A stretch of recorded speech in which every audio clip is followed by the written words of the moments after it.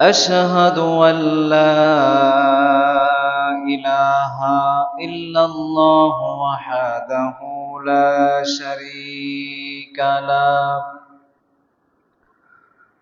وأشهد أن سيدنا وحبيبنا ومولانا محمدا عبده ورسوله الذي أرسله بالحق بشيرا ونذيرا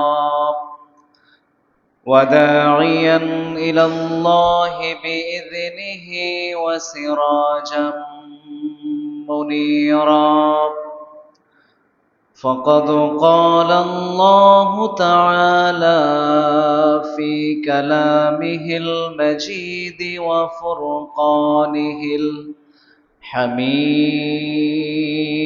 الحميد أعوذ بالله من الشيطان الرجيم بسم الله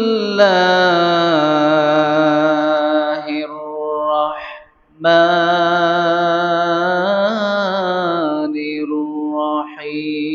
الرحيم إن الله وملائكته يصلون على النبي يا أيها الذين آمنوا صلوا عليه وسلموا تسليما اللهم صل على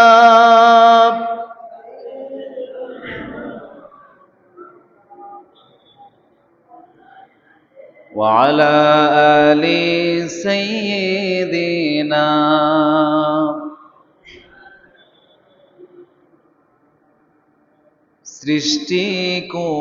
সৃষ্টিকুলের সবাই বলে আজকে মোদের খুশির দিন এ ধরাতে তশরিফ আনলেন রাহমাতুল লিল আলামিন আল্লাহুম্মা সাল্লি আলা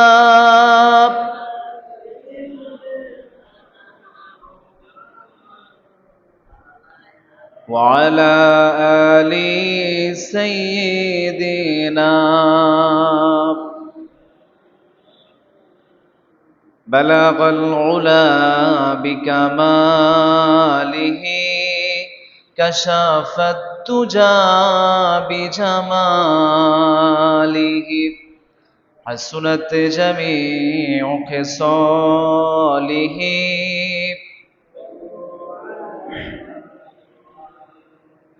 سراج الملة تمهي فخر دو عالم دلبار مولاه شريف الأنبياء نسخا كل أديان دزره بلغ العلا بكماله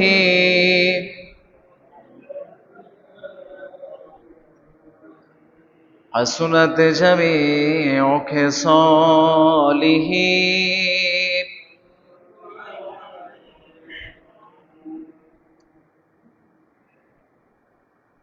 পবিত্র রাবিউল আউয়াল মাসের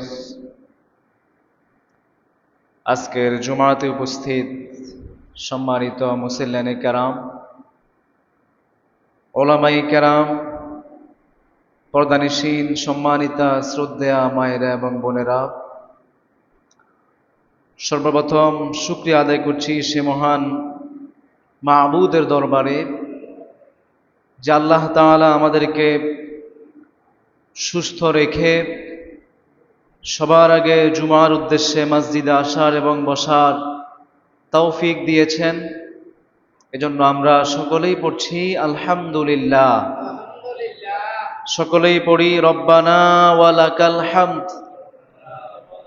হামদান কাসীরান তাইয়িবান মুবারাকান ফীহি ইয়া রব্বি লাকাল হামদু কামা ইয়ানবাগি লিজালালি ওয়াজহিক ওয়া আযীমি সুলতানিক। আমরা আল্লাহ তাআলার প্রশংসা আদায় করলাম, শুকরিয়া জ্ঞাপন করলাম, পাশাপাশি লক্ষ কোটি দরুদ এবং সালাম পেশ করছি মানবতার মুক্তির দূত সরদার দুজাহান শফিউল মুজনবিন মুহাম্মদুর রাসূলুল্লাহ সাল্লাল্লাহু আলাইহি ওয়াসাল্লামের উপর। সম্মানিত মুসল্লিনে কেরাম, যেহেতু রবিউল আউয়াল মাস, আমরা রাসূলুল্লাহ সাল্লাল্লাহু আলাইহি ওয়াসাল্লামের উপর একজন উম্মতের কি কর্তব্য আছে, রাসূলুল্লাহ সাল্লাল্লাহু আলাইহি ওয়াসাল্লামের শ্রেষ্ঠত্ব, এই বিষয়গুলো নিয়ে আমরা কথা শুনব ইনশাআল্লাহ। পড়েন। রাসূলুল্লাহ সাল্লাল্লাহু আলাইহি ওয়াসাল্লাম হচ্ছেন তামাম সৃষ্টি জগতের জন্য রহমত স্বরূপ। রাসূলকে আল্লাহ তাআলা রহমত হিসেবে প্রেরণ করেছেন। রাসূল হচ্ছে মুমিনদের কোনো কষ্ট সেটা রাসূলের সহ্য হয় না। ঈমানদারদের প্রতি অত্যন্ত তিনি দয়াপ্রবণ, রহম দিল, কোমল দিলের মানুষ। সুবহানাল্লাহ পড়েন। এজন্য কোরআনে আল্লাহ তাআলা বলছি, ওয়ামা আরসালনাকা ইল্লা রাহমাতাল লিল আলামিন। কোরআনে আল্লাহ তাআলা বলছেন, নবী, নিঃসন্দেহে আমি আপনাকে পৃথিবীবাসীর জন্য রহমত হিসাবে পাঠালাম। যে শব্দটা আল্লাহ তাআলা আল্লাহর ক্ষেত্রে ব্যবহার করেছেন, আল্লাহ তাআলা কোরআনে বলছেন, যেটা নামাজে আমরা প্রতিনিয়ত পড়ছি, আলহামদুলিল্লাহি রাব্বিল আলামিন। সকল প্রশংসা হচ্ছে সেই মহান রবের জন্য, সে আল্লাহর জন্য। আল্লাহ তাআলা আল্লাহর পরিচয় দিচ্ছেন রব্বিল আলামিন, যিনি হচ্ছে জগৎ সমূহের রব। সে একই শব্দ আল্লাহ তাআলা রাসূলের ক্ষেত্রে ব্যবহার করেছেন, রহমাতাল লিল আলামিন বলেছেন, আমি আল্লাহ তাআলা হলাম রব্বুল আলামিন, আর আমি আমার বন্ধু আপনাকে বানালাম রহমাতুল লিল আলামিন। সুবহানাল্লাহ পড়েন। ঈমানদারদের কোনো কষ্ট রাসূলের সহ্য হয় না। কেমন রাসূলকে আল্লাহ তাআলা উম্মতের জন্য পাঠালেন, ঈমানদারদের কোনো কষ্ট হলে রাসূলের অন্তরে ব্যথিত হয়ে যায়। কোরআনে আল্লাহ তাআলা বলছেন, কি রাসূল তোমাদেরকে দিলাম, লাকাদ জাআকুম রাসূলুম মিন আনফুসিকুম আজিজুন আলাইহি মা আনিতুম হারিসুন আলাইকুম বিল মুমিনিনা রাউফুর রহিম। কোরআনে আল্লাহ তাআলা বলছে, তোমাদের জন্য, তোমাদের কাছে, তোমাদের মধ্য থেকে একজন রাসূল আসছে, যে রাসূল তোমাদের কোনো কষ্ট হলে সেই রাসূলের সহ্য হয় না। রাউফুম বিল মুমিনিন, যে শব্দটা আল্লাহ তাআলা তার ক্ষেত্রে ব্যবহার করেছেন, রাসূলের ক্ষেত্রে ব্যবহার করেছেন, যিনি হচ্ছেন মুমিনদের জন্য অত্যন্ত দয়াপ্রবণ, অত্যন্ত রহমদিল, এত দয়ালু নবী। সেই রাসূলকে তোমাদের জন্য দিয়ে আমি তোমাদের প্রতি দয়া করলাম। এমন একজন রাসূল তোমাদের জন্য আমি পাঠালাম, যে রাসূলের উম্মত তোমরা হলা। কিয়ামত পর্যন্ত শুকরিয়া আদায় করলে তার শুকরিয়া আদায় হবে না। এজন্য কোরআনে আল্লাহ তাআলা বলছি, লাকাদ মান্নাল্লাহু আলাল মুমিনিনা ইয বাআসা ফীহিম রাসূলাম মিন আনফুসিকুম রাসূলাম মিন আনফুসিহিম ইয়াতলু আলাইহিম আয়াতিহি ওয়া ইউযাক্কিহিম ওয়া ইউআল্লিমুহুমুল কিতাবা ওয়াল হিকমাহ وَإِنْ كَانُوا مِنْ قَبْلُ لَفِي ضَلَالٍ مُبِينٍ কোরআনে আল্লাহ তাআলা বলছে লাকাদ মান্নাল্লাহু আলাল মুমিনিন, আল্লাহ তাআলা মুমিনদের প্রতি দয়া করেছেন, মুমিনদের প্রতি ইহসান করেছেন। কি করে ইহসান করেছেন? মান্নাল্লাহু, আল্লাহ নিজে দয়া করছেন আমাদের উপর। ইয বাআসা ফীহিম রাসূলাম মিন আনফুসিহিম, তাদের মধ্য থেকে তাদের জন্য একজন রাসূল পাঠাইছেন। কয়জন পাঠাইছেন? রাসূল শব্দটা হচ্ছে এক বচন। একটা রাসূল পাঠালাম তাদের মধ্য থেকেই, ঈমানদারদের মধ্য থেকেই, মানুষের মধ্য থেকেই এমন একজন রাসূল পাঠালাম, তার নাম হচ্ছে মুহাম্মাদুর রাসূলুল্লাহ সাল্লাল্লাহু আলাইহি ওয়াসাল্লাম। রাসূলকে পাঠাই আল্লাহ তাআলা দয়া করছে। এই শব্দ দিয়ে কোরআনে আল্লাহ তাআলা এরকম কথা আর বলেন নাই যে আমি তাদের জন্য দয়া করলাম এমন একজন রাসূল দিয়ে, যে রাসূল হচ্ছে উম্মতের জন্য দয়াপ্রবণ, রহম দিলের। এত ভালোবেসেছেন, কিরকম রহম দিল?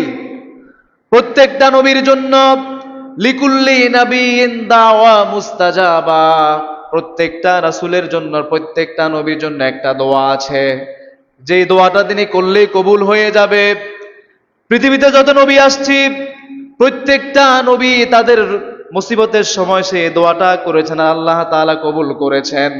না আমাদের নবী মুহাম্মাদুর রাসূলুল্লাহ সাল্লাল্লাহু আলাইহি ওয়াসাল্লাম, তিনি সেই দোয়াটা পৃথিবীতে তিনি তার হায়াতে তিনি এতগুলা মুসিবতের সম্মুখীন হলেন, অত্যাচারের সম্মুখীন হলেন।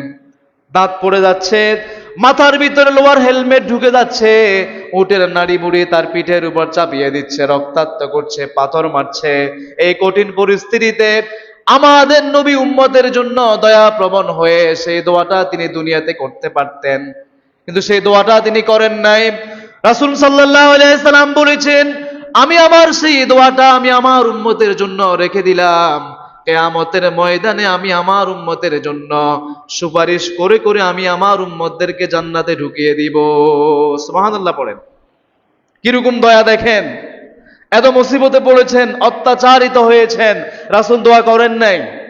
সেই দোয়াটা তিনি কিয়ামতের জন্য রেখে দিয়েছেন, হাসরের ময়দানে আমাদের জন্য, আমাদের সুপারিশ করার জন্য, আমাদেরকে জাহান্নাম থেকে মুক্ত করার জন্য, আল্লাহর দরবারে সুপারিশ করার জন্য রাসূলুল্লাহ সাল্লাল্লাহু আলাইহি ওয়াসাল্লাম সেই দোয়াটা রেখে দিয়েছেন। তো এই যে রাসূল আমাদের জন্য এত কিছু করে গেলেন, উম্মতের জন্য এত রহম দিল, কেঁদেছেন, উম্মতের কিভাবে তিনি, উম্মতকে কিভাবে তিনি মুক্তি দিতে পারেন সেই চিন্তা যার ভিতরে ছিল। আমরা রাসূলের জন্য কি করব? আমাদের কিছু করণীয় আছে না নাই? আমাদের এক নাম্বার করণীয় হচ্ছে রাসূল সাল্লাল্লাহু আলাইহি সাল্লামকে অনুসরণ করা। কি করতে হবে? আমাদেরকে অনুসরণ করা লাগবে, ইত্তেবা করা লাগবে। এজন্য কোরআনে আল্লাহ তাআলা বলছে, কুল ইন কুনতুম তুহিব্বুনাল্লাহা ফাত্তাবিউনি ইউহিব্বুকুমুল্লাহ।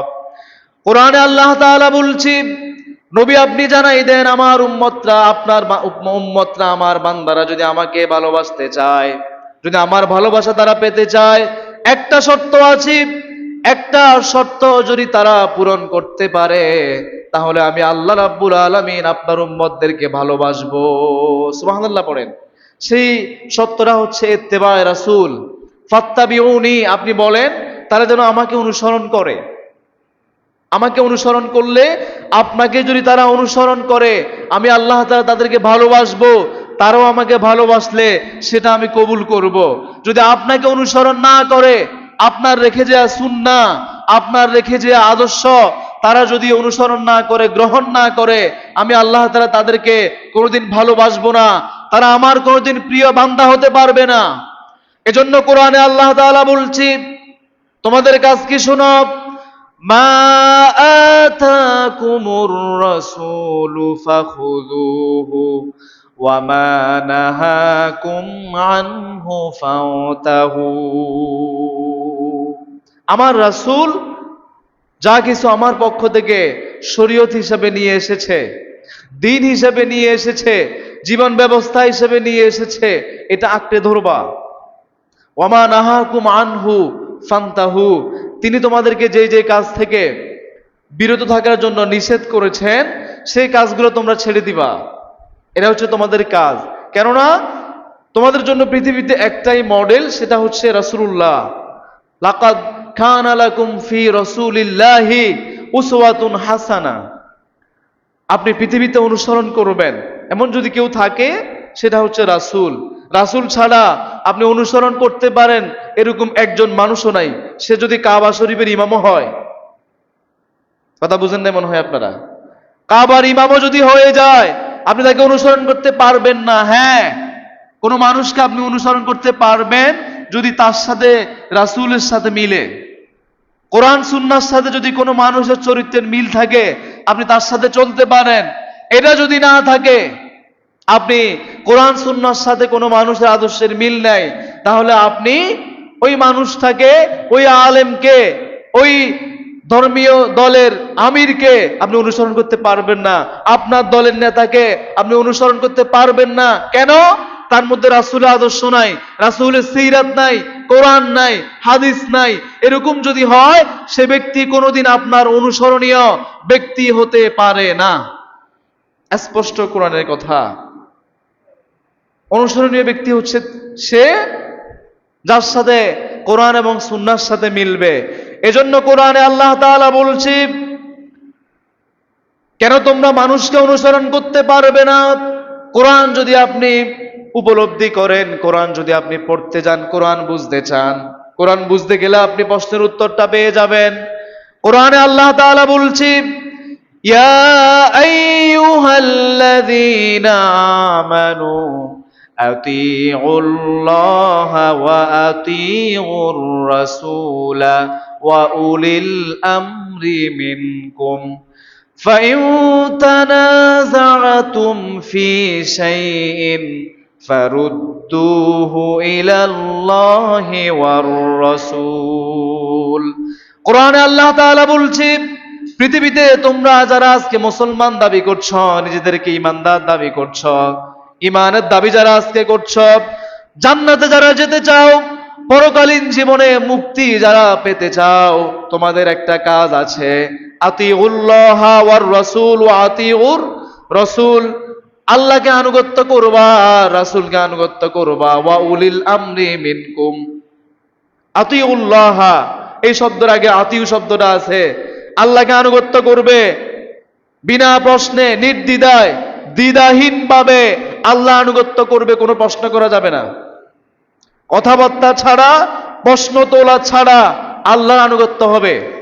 ওয়া আতিউর রাসূল, কোনো কথাবার্তা ছাড়া নিঃসংকোচে, নির্দ্বিধায়, বিনা প্রশ্নে আরেকজনকে আনুগত্য করতে পারবা, সেটা হচ্ছে রাসূল মুহাম্মাদুর রাসূলুল্লাহ সাল্লাল্লাহু আলাইহি ওয়াসাল্লাম। আল্লাহ এবং রাসূলকে আনুগত্য করবেন, একটা শব্দ উচ্চারণ করতে পারবেন না আপনি। ওয়া উলিল আমরি মিনকুম, আপনার ইসলামী রাষ্ট্রের সরকার, আপনার দলের নেতা, ইসলামী আন্দোলনের আমির, তাকে আপনি আনুগত্য করবেন। এখানে আপনাকে কথা বলতে হবে। এখানে আপনি এই ব্যক্তিকে কথা বলা ছাড়া আপনি আনুগত্য করতে পারবেন না। এজন্য আল্লাহ তাআলা এই শব্দের আগে ওয়া উলিল আমরি মিনকুম বলতে গিয়ে আতিউ শব্দটা ব্যবহার করেন নাই।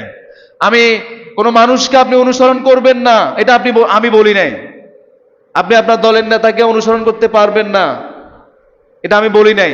শর্ত আছে, আপনি ইসলামী রাষ্ট্রের সরকার প্রধানকে আনুগত্য করবেন যদি তার সাথে আল্লাহ এবং রাসূলের সাথে, আল্লাহর কোরআন, রাসূলের সুন্নাহ যদি তার ভিতরে পাওয়া যায়, তাহলে ওয়া উলিল আমরি মিনকুম, আপনি আপনার দলের নেতাকে মানতে পারেন, অনুসরণ করতে পারেন, তার কথা আপনি শুনবেন, তাকে ফলো করবেন। কেন? আপনি মূলত তাকে অনুসরণ করছেন না, আপনি অনুসরণ করছেন রাসূলকে, আপনি ফলো করছেন কোরআন সুন্নাহকে। তাকে আপনি অনুসরণ করতে পারেন, মানতে পারেন, কারণ তার সাথে রাসূলের সাথে মিলতেছে, তার সাথে কোরআনের সাথে মিলে, তার আদেশের সাথে কোরআনের আদেশের সাথে মিলে, তার আদেশের সাথে রাসূলের আদেশের সাথে মিলে, তার নিষেধের সাথে কোরআনের নিষেধ মিলে, তার নিষেধের সাথে রাসূলের নিষেধের সাথে মিলে। এরকম যদি হয়, আপনি আপনার দলের নেতাকে মানতে পারেন। কথা বুঝেন নাই মনে হয় আপনারা? এখন আপনার দলের নেতার সাথে যদি কোরআন সুন্নাহ না থাকে, আপনি কি তাকে আদর্শ হিসেবে মানতে পারেন? এটা যদি আপনি করেন, তাহলে আয়াতে আরেকটু কথা আছে।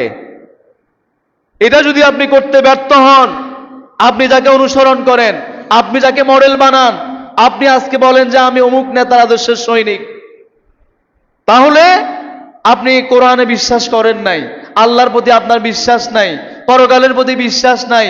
কথাটা আমি বললে হতো, আমি বলি নাই, কথাটা আল্লাহ বলছে।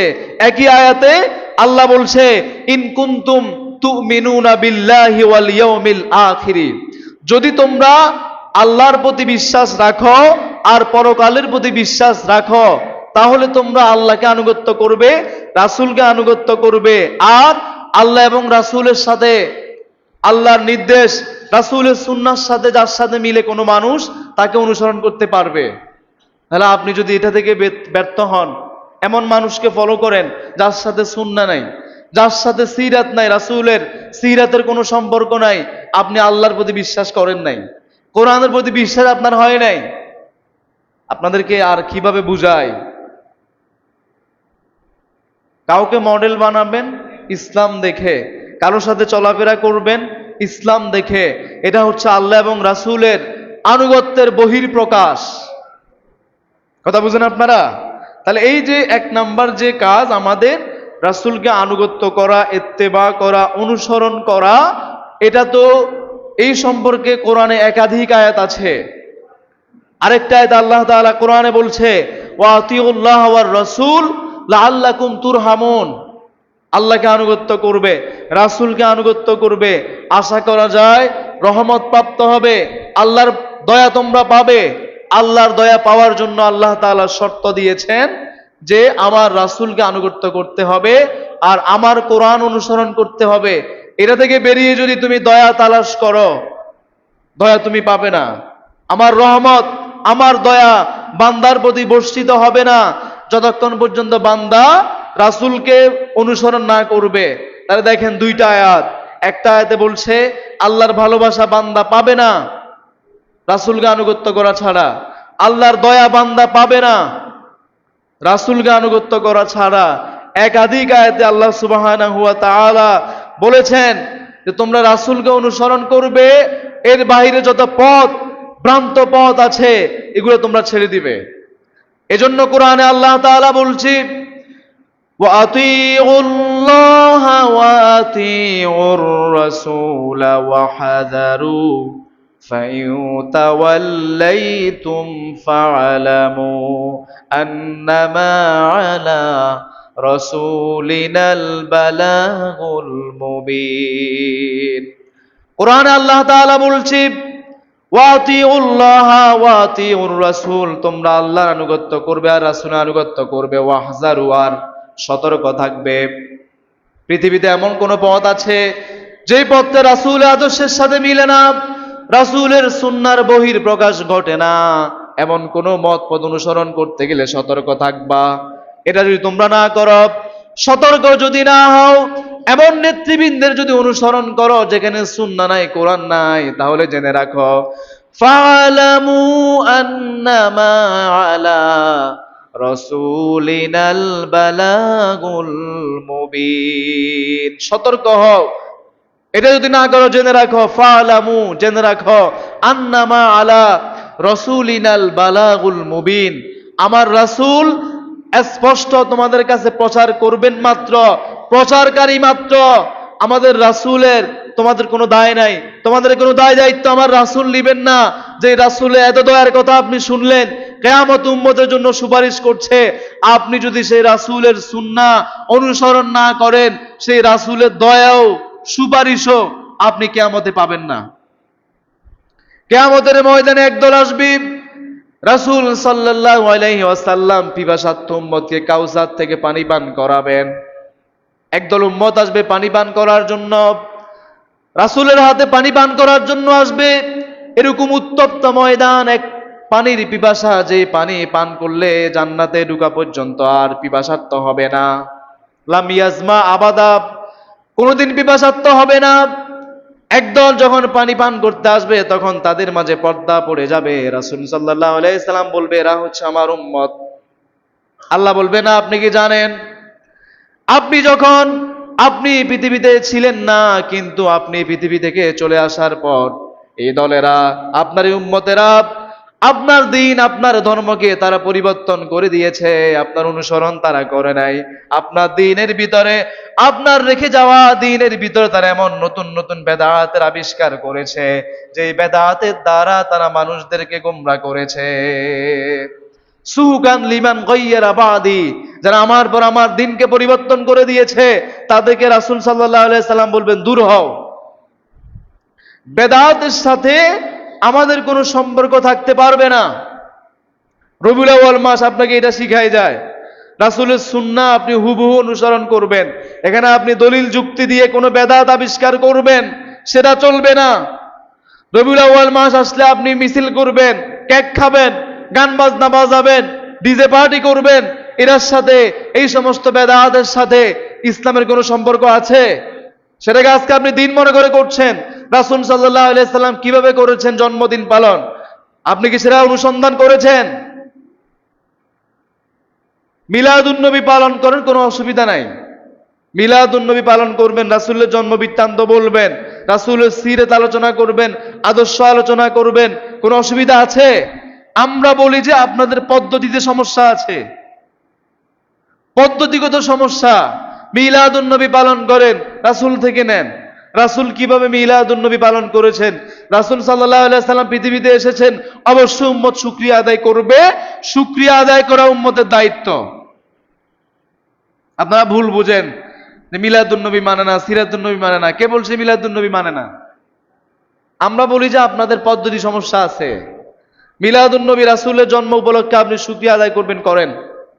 হাদিস আছে, রাসূল সাল্লাল্লাহু আলাইহি সাল্লামকে জিজ্ঞাসা করা হচ্ছে, সুইলা আন সাওমি ইয়াউমিল ইসনাইন, তা আপনি সোমবার রোজা রাখেন কেন? আমি এর আগেও বলেছি, আবার বলছি। রাসূল সাল্লাল্লাহু আলাইহি সাল্লাম উত্তর দিয়েছেন, ফিহি উলিদতু, এই সোমবার আমি জন্মগ্রহণ করেছি। ওয়া উনজিলা আলাইয়া, এই সোমবার আমার প্রতি নাজিল করা হয়েছে কোরআন। আরেকটা বর্ণনা আসছে সোমবার এবং বৃহস্পতিবার রোজা রাখার ব্যাপারে, রাসূল সাল্লাল্লাহু আলাইহি সাল্লাম সোম এবং বৃহস্পতির রোজা তিনি বাদ দিতেন না। কেন? তুরাদুল আমাল, সোমবার এবং বৃহস্পতিবার বান্দার আমল নামা আল্লাহ তাআলার কাছে প্রতি সপ্তাহে 2 বার পেশ করা হয়। রাসূল বলছে, আমি চাই যে আমার আমল নামাটা আল্লাহর দরবারে এমন অবস্থায় পেশ করা হোক যে আমি রোজাদার। আরবিতে দিন শেষ হয় মাগরিবে, সূর্য অস্ত যাওয়ার সাথে সাথে দিন শেষ। ওই সময় আপনার আমলনামা উঠে আল্লাহর কাছে। কিবার? সোমবার এবং বৃহস্পতিবার ইফতার করার আগে আপনার আমলনামাটা চলে যায়। রাসূল সাল্লাল্লাহু আলাইহি সাল্লাম এই আশা ব্যক্ত করেছেন, আল্লাহর কাছে আমার আমলনামা যাবে, আর জিবরিল ফেরেশতারা গিয়ে বলবে, আমার আমলনামা পেশ করে বলবে যে আপনার উম্মতটা রোজা রেখেছে, আপনার বান্দা রোজা রেখেছে। আমরাও এই আমলটা করার চেষ্টা করব। এমন অবস্থা আপনার আমলনামাটা গিয়েছে যে ফেরেশতারা গিয়ে বলেছে আপনার অমুক বান্দা রোজা রেখেছে আজকে। আল্লাহ তাআলা আপনার এই উসিলায় হলেও ওই সপ্তাহের সব গুনাহ ক্ষমা করে দিতে পারেন। আমি এটা বলছি না, আমার উদ্দেশ্য হচ্ছে রোজা। রাসূল সাল্লাল্লাহু আলাইহি সাল্লাম জন্মদিন উপলক্ষে রোজা রেখেছেন। কিবার? সোমবার। তা আজকে আপনি কি করছেন? বছরে একদিন শুধু রাসূলের ভালোবাসা ব্যক্ত করছেন, এরপরে আর রাসূলের ভালোবাসার কোনো খবর নাই, রাসূলের অনুসরণ কোনো খবর নাই। করেন ভালো কথা, এটা আপনি প্রতি মাসে করেন, প্রতি সপ্তাহে করেন। যদি করতে চান রাসূলের সুন্নাহ অনুসরণ করে শুকরিয়া স্বরূপ রোজা রেখে করেন, তাহলে তো আপনি যেটা করছেন সেটার চেয়ে তো এটা বেটার। উত্তম কোনটা? রাসূল যেটা করেছেন সেটা, নাকি যেটা আপনি বানিয়েছেন সেটা? আমি বলতেছি না যে আপনারটা গুনাহ, এটা 1 মিনিটের জন্য বাদ দেন। আপনি উম্মত হিসাবে তো রাসূল থেকে নিবেন, তা আমার রাসূল রোজা রেখেছেন আমিও রোজা রাখবো। আসলে ইসলাম ধর্মে শুকরিয়ার যে সিস্টেম, এটা সিস্টেমটাই হচ্ছে রোজা দিয়ে। আপনি কোনো বিষয়ে শুকরিয়া আদায় করতে চান, নামাজ পড়বেন। কোনো বিষয়ে শুকরিয়া আদায় করতে চান, রোজা রাখবেন। এই সিস্টেমটা ইসলাম শিখাইছে। কথা বড় হয়ে যাবে। এই সমস্ত বেদাত নব আবিষ্কৃত যা কিছু আছে, আমাদের সমাজে অনেক কিছু বেদাত কুসংস্কার আছে, যেগুলো আমরা আজকে দিন মনে করে করি, যেগুলো আজকে আমরা ধর্ম মনে করে করি, যেগুলোর সাথে ইসলামের কোনো সম্পর্ক নাই। আমাদের সমাজে মানুষ মারা যায়, মানুষ মারা গেলে এখানে কতগুলো বেদাত। মানুষ মারা গেলে আজকে আপনি ঘর থেকে লাশ বের করছেন, 10 কদম গুনতেছেন কেন? এই 10 কদম গণা কেন করলেন? কোথায় পেলেন? বুঝানো যায় না। আপনাদের সমাজে আছে এটা? তা আপনারা একজন বলেন যে এটা কেন করেন?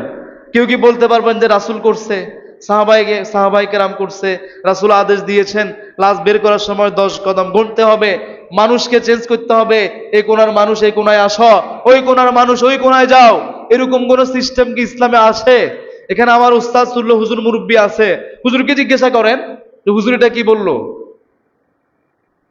আপনি যে করছেন, আপনি তো দিন মনে করে করছেন, আপনি মনে করতেছেন যে এটা ইসলামে আছে কি?